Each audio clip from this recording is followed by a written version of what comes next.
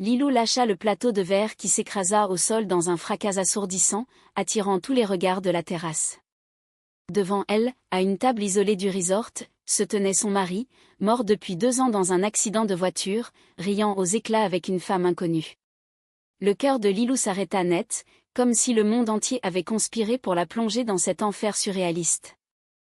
Lilou avait toujours cru que la vie à Marbella, sur la côte andalouse, serait son refuge. Après la tragédie qui avait emporté Antoine, elle avait fui Paris, ses rues étroites et ses souvenirs étouffants, pour atterrir dans ce resort luxueux nommé El Paraíso del Mar. Ici, les vagues de la Méditerranée venaient lécher les pieds des palmiers, et les touristes fortunés venaient oublier leurs soucis dans des cocktails colorés. Lilou, avec ses 35 ans marqués par le deuil, avait trouvé un emploi de serveuse. Ses cheveux châtains mi-longs attachés en queue de cheval, ses yeux verts souvent voilés de mélancolie, elle naviguait entre les tables avec une grâce mécanique, servant des sourires forcés aux clients. Mais ce soir-là, tout bascula. Le soleil se couchait sur la mer, peignant le ciel en nuances d'orange et de pourpre, quand elle aperçut cette silhouette familière. Antoine. Son Antoine, avec sa barbe naissante et son rire franc qui résonnait comme un écho du passé. Il était là, vivant, enlacé à une femme blonde aux yeux bleus perçants, une certaine élégance parisienne dans sa robe fluide. Lilou sentit ses jambes fléchir. Était-ce un fantôme? Un sosie cruel? Non, c'était lui. Les cicatrices sur sa main droite, souvenir d'une chute en randonnée, ne mentaient pas. Elle s'approcha, le cœur battant à tout rompre. Antoine, murmura-t-elle, la voix tremblante. Il se tourna, et son visage blêmit instantanément. Lilou. Mon Dieu, qu'est-ce que tu fais ici, balbutia-t-il, se levant d'un bond. La femme à ses côtés, Manon comme elle l'apprit plus tard, posa une main possessive sur son bras, ses yeux s'écarquillant de surprise. Qui est-ce, chérie? Demanda-t-elle d'une voix douce mais ferme. Lilou recula, le monde tournoyant autour d'elle. 2 ans de deuil, de nuit blanche à pleurer un homme qu'elle croyait perdu à jamais, et voilà qu'il réapparaissait, vivant, avec une autre. La trahison la frappa comme une lame. Elle s'enfuit vers les cuisines, ignorant les appels d'Antoine, les larmes coulant sur ses joues. Comment avait-il pu? L'accident de voiture, les funérailles fermées, le corps prétendument incinéré. Tout n'était que mensonge. Cette nuit-là, dans sa petite chambre au-dessus du resort, Lilou ne dormit pas. Elle revoyait leur vie à Paris, les promenades le long de la Seine, les dîners romantiques dans des bistrots cachés, les promesses d'éternité. Antoine, architecte talentueux, avait toujours été son pilier. Mais des signes étaient là, ses voyages fréquents, ses absences inexpliquées. Elle avait mis cela sur le compte du stress. À présent, tout s'éclairait. Le lendemain, Manon vint la trouver. Âgée de 38 ans, avec ses cheveux blonds cascadant sur ses épaules et une assurance qui intimidait, elle s'assit au bar où Lilou préparait les boissons. Je m'appelle Manon. Antoine m'a tout raconté. Il ne voulait pas te blesser, mais... Il a dû simuler sa mort pour échapper à des dettes. Des affaires louches avec des investisseurs. Lilou la regarda, incrédule. Et toi? Tu es quoi dans tout ça? Sa complice? Manon baissa les yeux, une tristesse fugace traversant son regard. Je l'aime, Lilou. Mais je sens qu'il y a plus. Il parle de toi parfois, dans son sommeil. Lilou sentit une étrange connexion avec cette femme. Manon, originaire de Lyon, avait fui une vie étouffante pour suivre Antoine en Espagne. Elles parlèrent des heures, partageant des verres de vin rouge. Lilou raconta son deuil, la solitude qui l'avait rongée. Manon confia ses doutes sur Antoine, ses mensonges accumulés. Au fil des jours, une amitié inattendue naquit. Lilou et Manon se croisaient souvent au resort. Manon, artiste peintre, capturait les paysages andalous sur ses toiles, et Lilou l'accompagnait parfois lors de ses escapades. Elle marchait sur la plage au lever du soleil, les pieds dans l'eau tiède, parlant de tout et de rien. Lilou découvrait en Manon une sensibilité profonde, une façon de voir le monde qui résonnait avec la sienne. La vie est comme une toile, Lilou. Parfois, il faut effacer pour recommencer, disait Manon, ses yeux bleus pétillants. Antoine, quant à lui, essayait de se racheter. Il multipliait les excuses, promettant de tout expliquer. Mais Lilou le repoussait. « Tu m'as laissé mourir avec toi », lui lança-t-elle un soir, lors d'une confrontation houleuse sur la terrasse. Il pleura, avouant ses erreurs, des dettes de jeu, une vie double pour protéger Lilou. Mais c'était trop tard. Le fossé était creusé. Manon devint le refuge de Lilou. Leurs conversations devinrent plus intimes. Une soir, sous un ciel étoilé, Manon posa sa main sur celle de Lilou.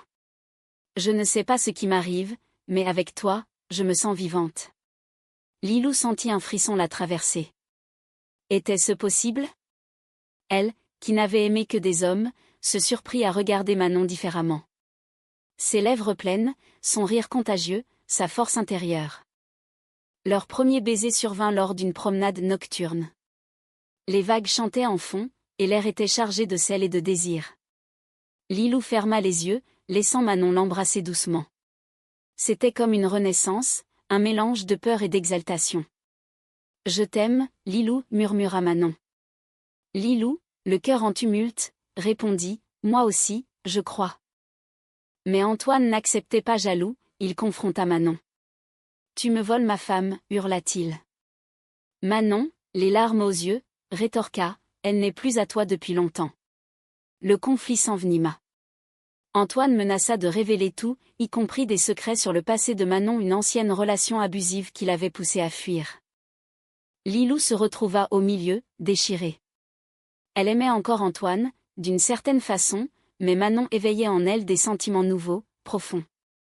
La trahison d'Antoine avait ouvert une brèche, et Manon l'avait comblée d'une tendresse inattendue.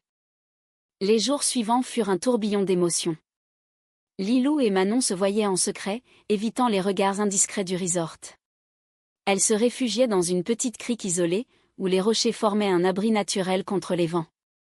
Là, elles parlaient de leurs rêves, Lilou de son envie de retourner à Paris un jour, Manon de ses toiles inachevées, inspirées par les couleurs vives de l'Andalousie. Mais la jalousie d'Antoine grandissait. Il suivait Manon, l'accusant de manipulation. « Elle te ment, Lilou.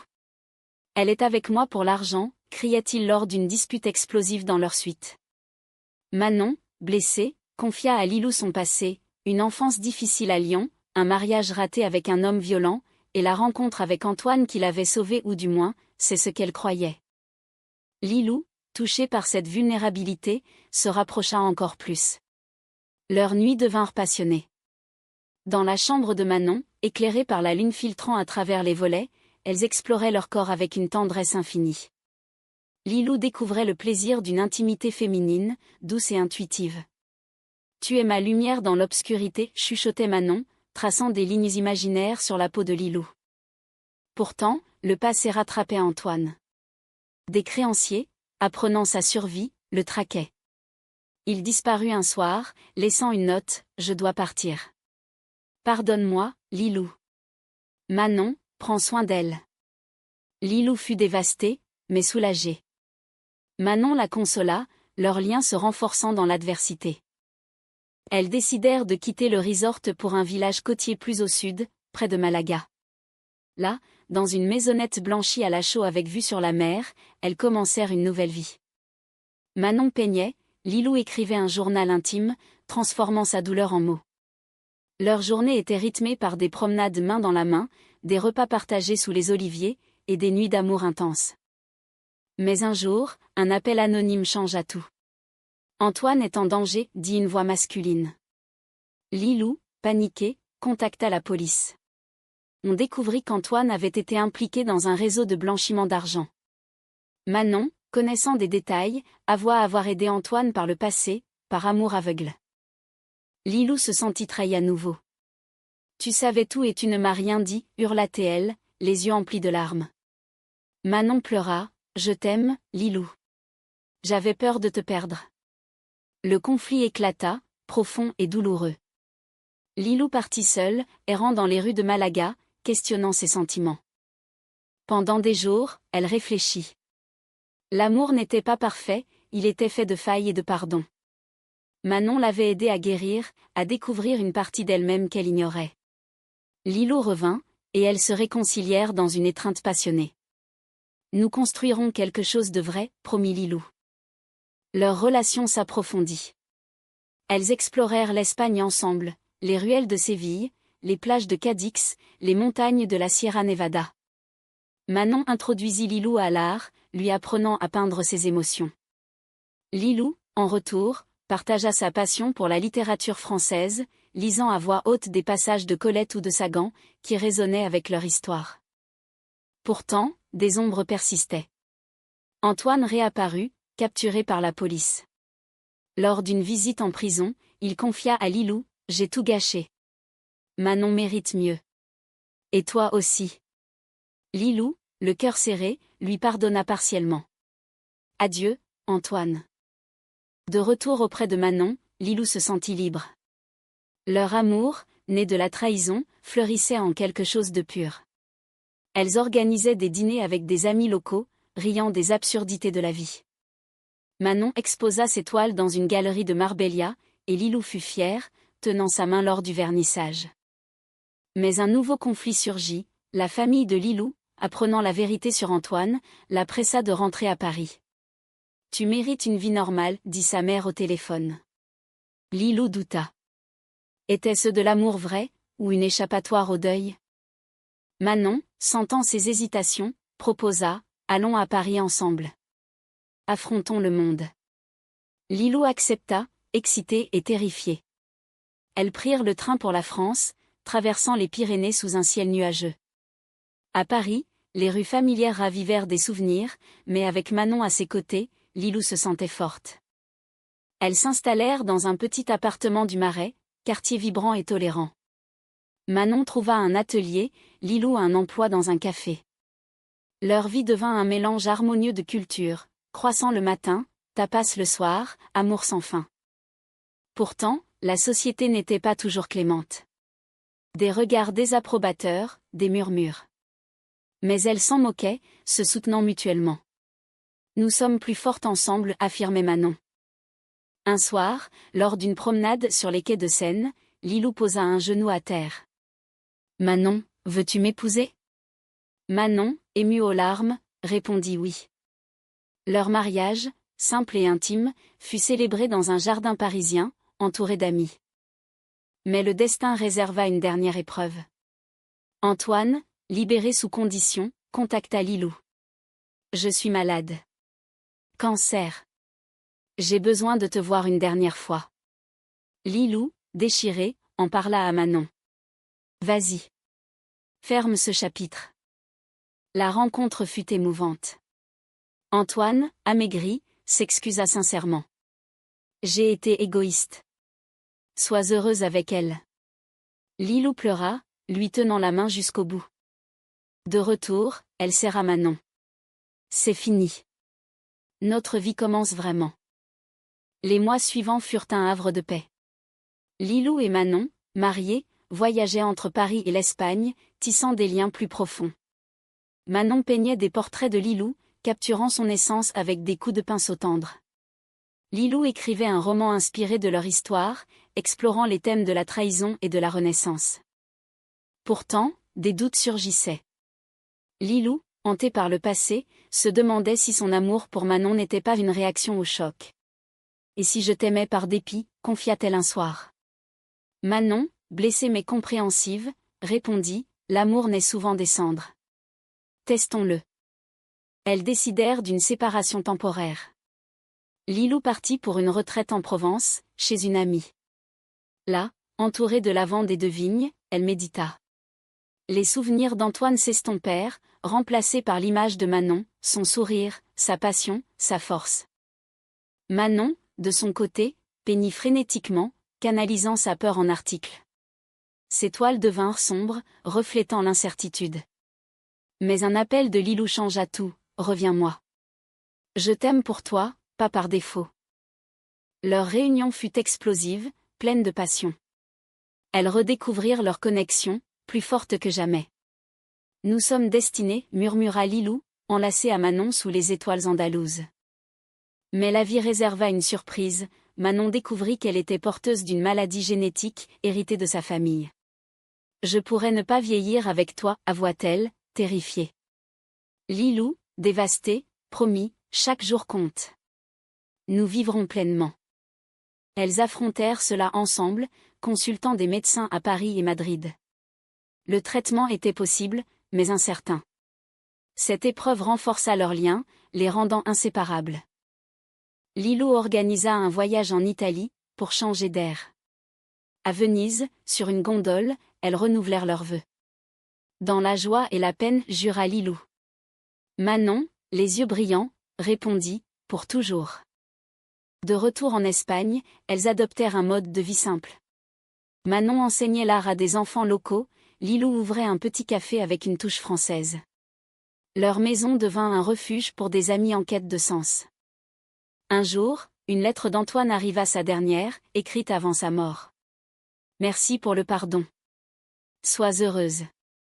Lilou la lut à Manon, et elles pleurèrent ensemble, fermant définitivement ce chapitre.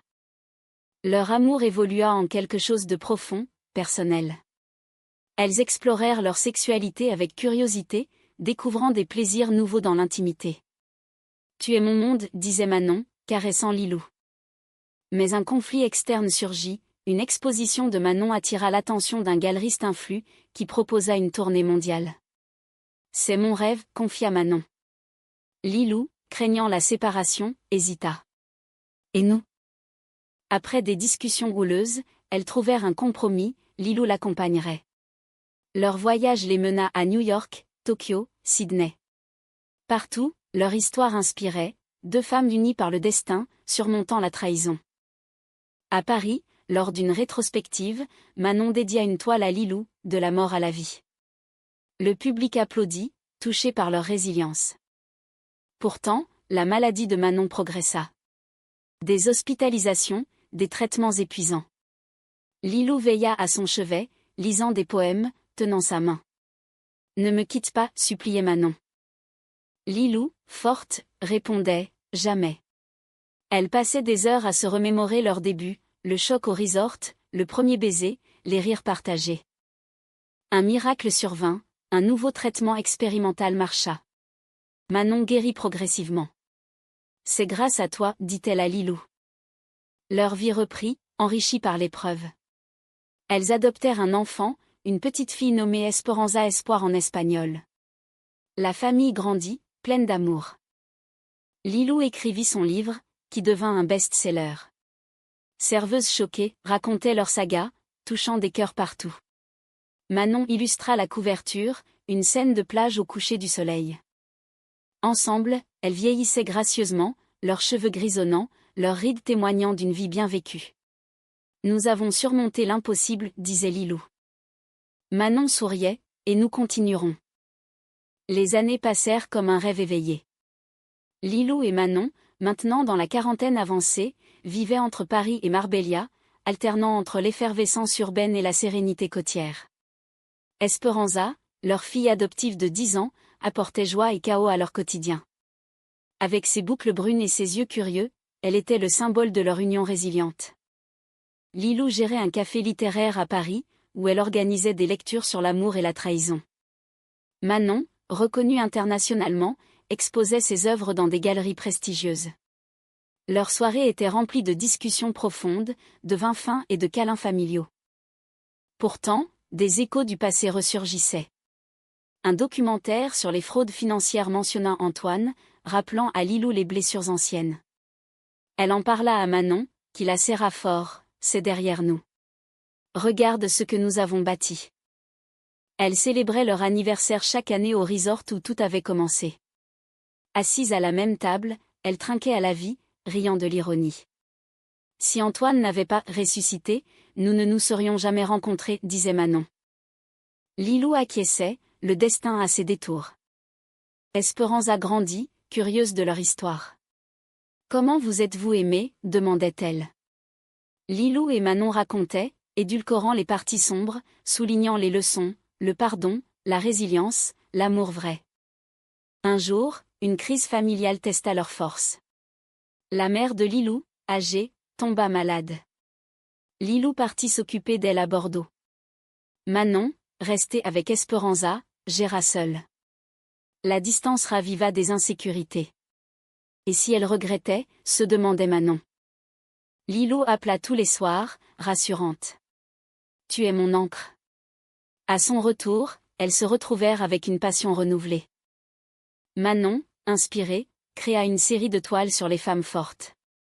Lilou posa pour elle, nue et vulnérable, symbolisant la guérison. Leur amour, mature, était fait de petits gestes, un café au lit, une note d'amour, une danse improvisée dans la cuisine. Esperanza, adolescente, affronta ses propres défis, l'acceptation de sa famille non conventionnelle. Des moqueries à l'école la blessèrent. Lilou et Manon la soutinrent, l'encourageant à être fière. L'amour n'a pas de normes, disait-elle. Un voyage en famille en Grèce renforça leurs liens. Sur les plages d'Égée, elles bâtirent des châteaux de sable métaphoriques, rêvant d'avenir. Manon, guérie mais vigilante, subit des contrôles réguliers. Lilou l'accompagnait, tenant sa main. Ensemble, nous vaincrons tout. Lilou publia un second livre, un essai sur l'amour lesbien dans la société moderne, inspiré par leur vie. Il suscita des débats, mais aussi de l'espoir. À 50 ans, elles renouvelèrent leurs vœux en Espagne, entourées d'amis et d'Esperanza. De la trahison à l'éternité, tostèrent-elles. Les années dorées arrivèrent. Retraitée, elle voyageait, Manon peignant des paysages, Lilou écrivant des mémoires. Esperanza, adulte, fonda sa propre famille, les rendant grand-mère. Un soir, sur la terrasse du resort, Lilou murmura « Merci pour cette vie ». Manon répondit « C'est nous qui l'avons créée ».